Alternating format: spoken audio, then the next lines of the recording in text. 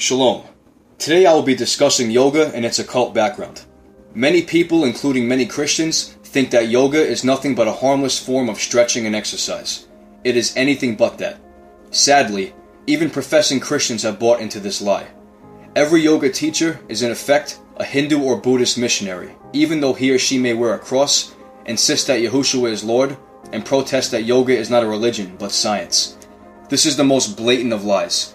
Yet it has been so widely proclaimed and believed that in America's public schools, beginning in kindergarten, and in almost every other area of society today, yoga and other forms of Hindu Buddhist occultism are taught and accepted as science. In contrast, Christianity has been thrown out of the schools and is being crowded out of every other area of life in Satan's attempt to mix religion with New Age science. Some Christians integrate yoga and other aspects of Eastern spirituality with prayer and meditation. This has been attributed to a desire to experience God in a more complete and profound way.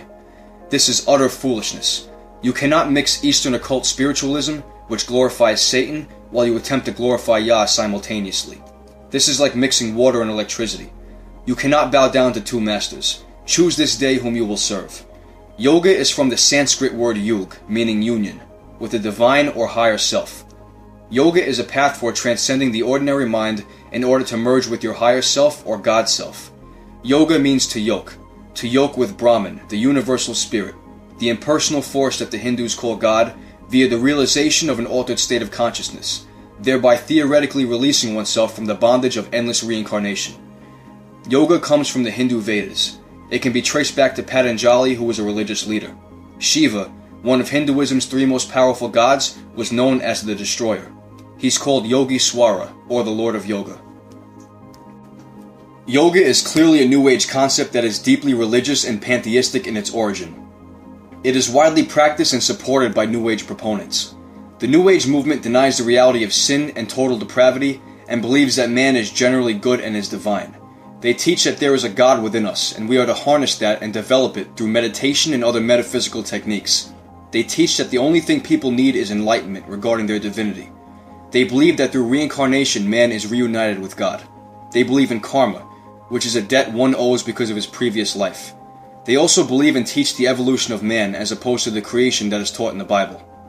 Yoga is also associated with imagery, visualization, hypnosis, mind magic, chanting of mantras, and silva mind techniques, which are not only unbiblical but are completely satanic and spiritually dangerous.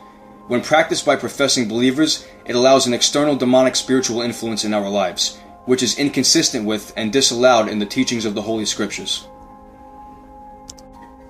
Yoga calls itself science. By calling itself science, yoga, which is the very heart of Hinduism, has within the last 30 years become an integral part of Western society, where it is taught in nearly every YMCA, in clubs, in public schools, in industries, and even in many churches.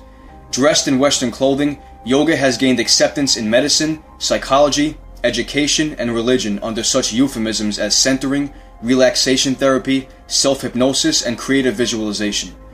Yoga is designed to lead to the realization of one's true godhood through an inward meditative journey that finally locates the ultimate source of everything within the human psyche. The goal of yoga is self-realization, to look deeply within what ought to be the temple of the one true God, and there to discover the alleged true self or higher self, and declare self to be God. Nothing could be more religious than that. Yet with straight faces, all of the yogis insist that practicing yoga will not change anyone's religious beliefs. This is the religion of Antichrist, and for the first time in history, it is being widely practiced throughout the Western world as transcendental meditation and other forms of yoga. Yoga is meant to awaken the Kundalini spirit within each practitioner, yoking them or making them one with Brahman.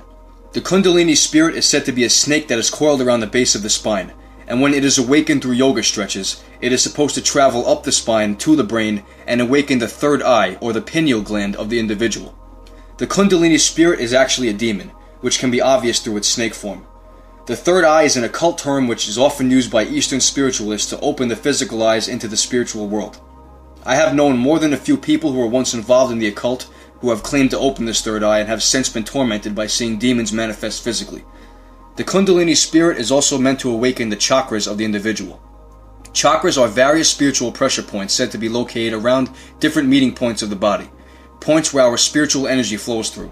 These chakras are said to be naturally blocked at birth and must be opened or awakened through transcendental yoga.